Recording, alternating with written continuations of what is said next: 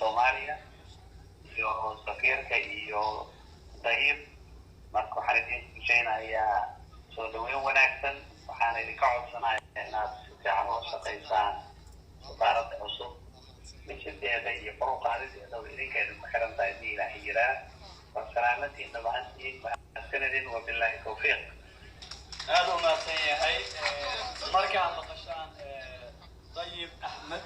waxaa laga yaabaa inay dhaan ragga magacyada ay qaldayaan laakiin waa sir naankiisa waay anaga waxaan naqaanaa dayib maxamuud sheekh waa magac ma aha waa ogtiin marka dayib maxamuud sheekh axmed waay marka waxaan diigayaa yar caashan diiriyaan u yeerayaa kadibna nafaxaadan siinayaa inay hees qac nooga siiso kadib aan intuu soo wareegaynaa waqtigana gabagabaan ku jirnaa waxaan codsanayaa inaad dhegeysto caashan diiriyaan waxa waaye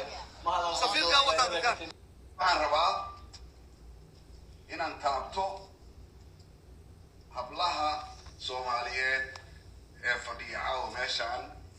runtiina shiday xafladan waxaan leeyahay walaalayaal aad iyo aad mahadsantihiin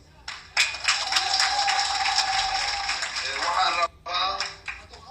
inaan ku daro hablaha Soomaaliyeed waxaan ogahay inay yihiin lafdhabarkii Soomaaliyeed